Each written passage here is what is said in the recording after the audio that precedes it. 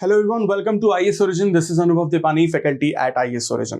पिछले जो वीडियोस थे हमारे आईएएस ओरिजिन के यूट्यूब पे जो आपने देखे होंगे, उसमें हम लोगों ने प्रेसिडेंट की क्वालिफिकेशन और उसकी एक दो और इंपॉर्टेंट चीजों के बारे में बात की थी। लेकिन आज हम लोग प्रेसिडेंट की जो इलेक्शंस होते हैं उनके प्रोसेस को डिटेल में समझने की कोशिश करते हैं। देखिए, आपने पॉलिटी और कॉन्स्टिट्यूशन से रिलेटेड बहुत सारी किताबें पढ़ी होंगी, बहुत सारे नोट्स पढ़े होंगे, लेकिन उसके बावजूद बहुत सारे ऐसे कंसेप्ट्स होते हैं जो हमें आसान भाषा में कभी समझ में आ ही नहीं पाते हैं।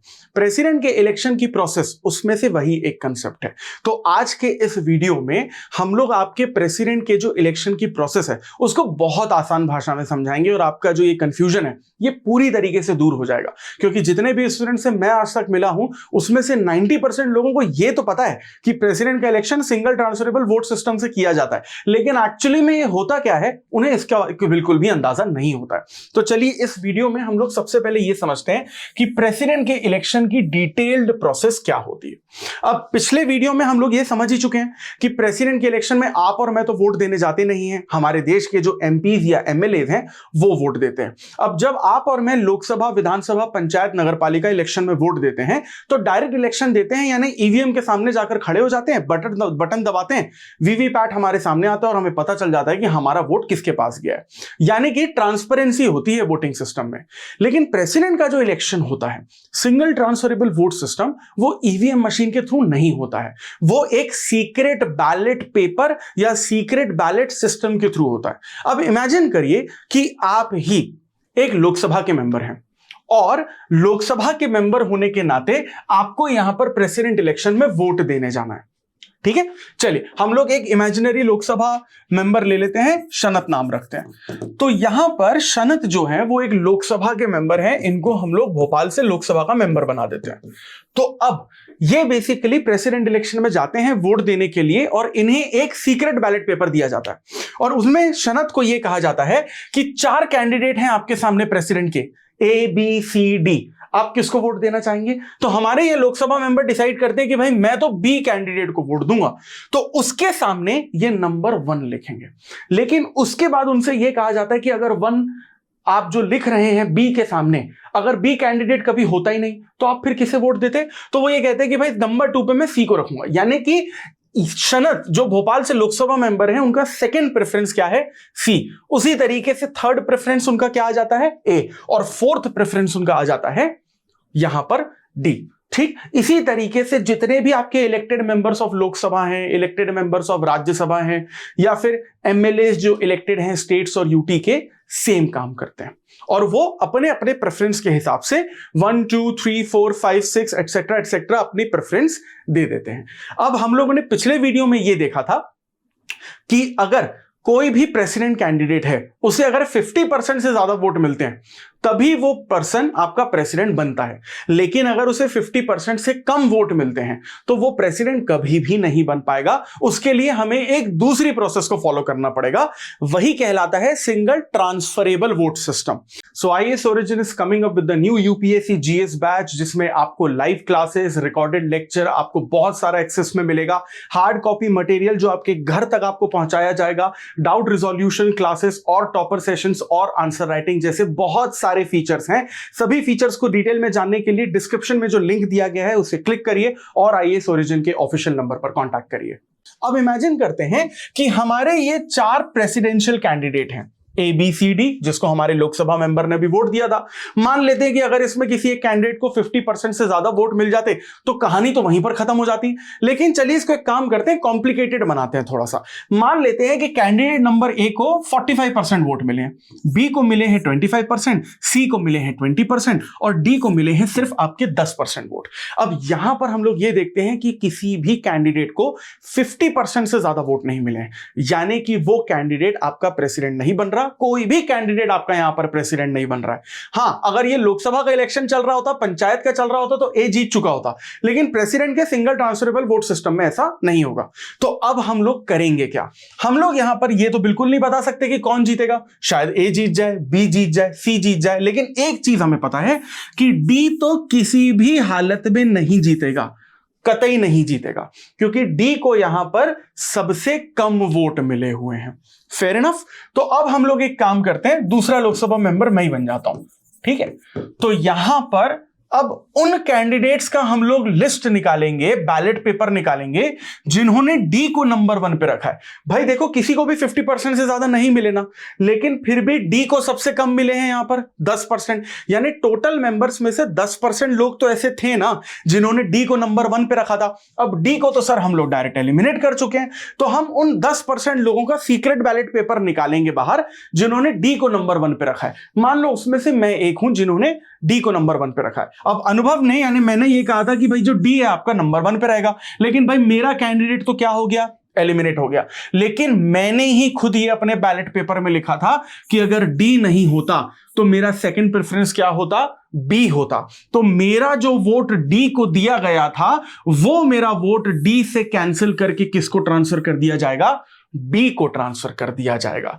इसी को हम लोग कहते हैं सिंगल ट्रांसफरेबल वोट सिस्टम, यानी मेरा जो सिंगल वोट है वो मेरे सेकंड प्रेफरेंस को क्या कर दिया गया, पूरी तरीके से ट्रांसफर कर दिया गया।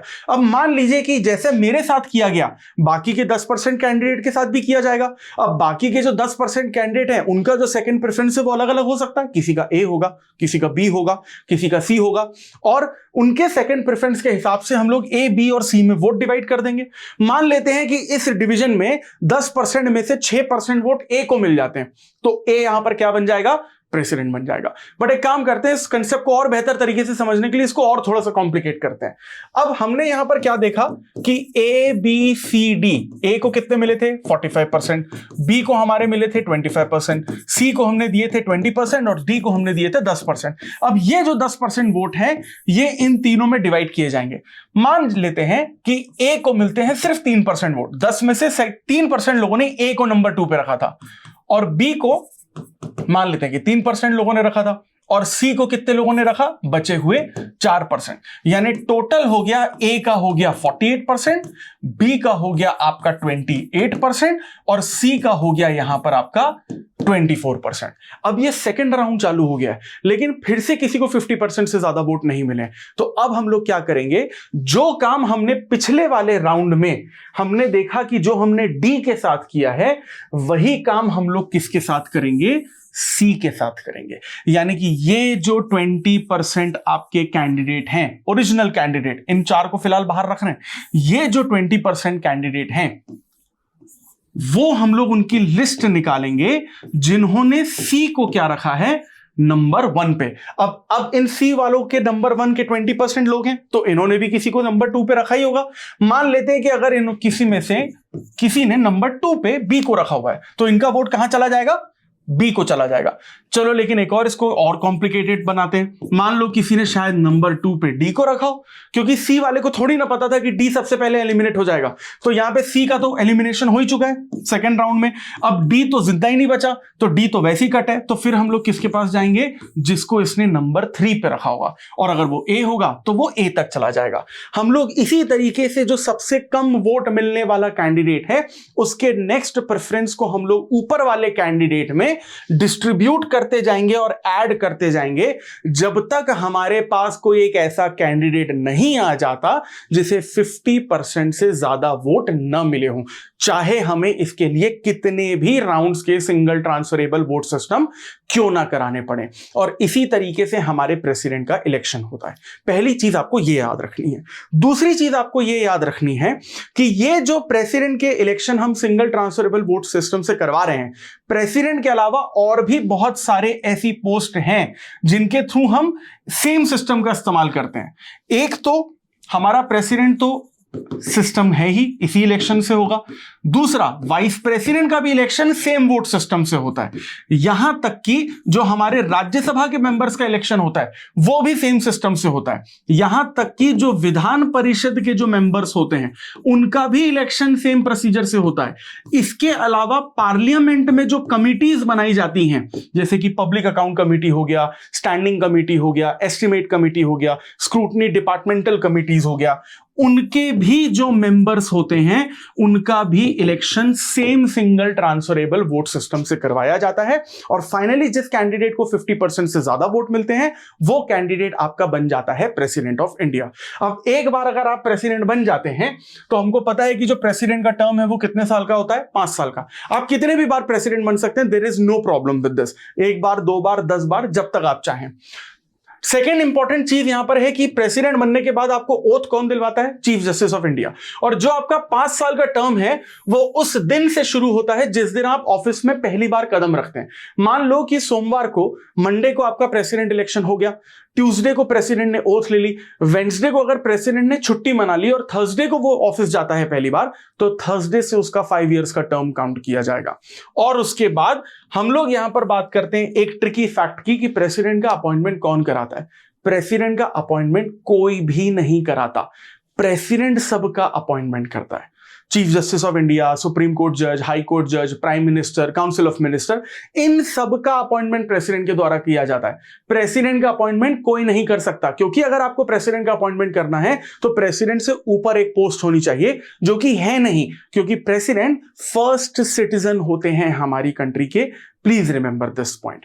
अब जब आपके प्रेसिडेंट के 5 साल का टेन्योर खत्म हो जाता है तो हम लोग एक चीज फिर से यहां पर ध्यान रखते हैं कि प्रेसिडेंट के 5 साल के टेन्योर के खत्म होने से पहले ही हम नए प्रेसिडेंट का इलेक्शन करवा देते हैं। एग्जाम्पल के तौर पर रामनाथ कोविंद का जब टेन्योर खत्म होने वाला था उससे पहले ही हमने द्रौपदी मुर्मू का इलेक्शन करवा दिया था। और जैसे ही रामनाथ कोविंद का आपका टेन्योर खत्म होता है, एक हमारे यहां ट्रेडिशन होता है कि रामनाथ कोविंद अपने प्रेसिडेंट हाउस से राज बग्गी से निकलेंगे और वो प्रेसिडेंट हाउस के गेट तक जाएंगे। उस बग्गी में वो द्रौपदी मुर्मू को बिठाएंगे, उसी बग्गी से दोबारा प्रेसिडेंट हाउस में उन्हें छोड़ा जाएगा और उस बग्गी से वापस फिर Ramnath Kovind finally president house छोड़ देंगे। तो ये था हमारा वीडियो जिसमें हम लोगों ने प्रेसिडेंट के इलेक्शन को डिटेल में समझने की कोशिश की। इसी तरीके के कॉम्प्लिकेटेड वीडियोस और टॉपिक्स को अगर आपको आसान भाषा में समझना है, stay tuned with IAS origin. I will see you in the next video. Thank you very much.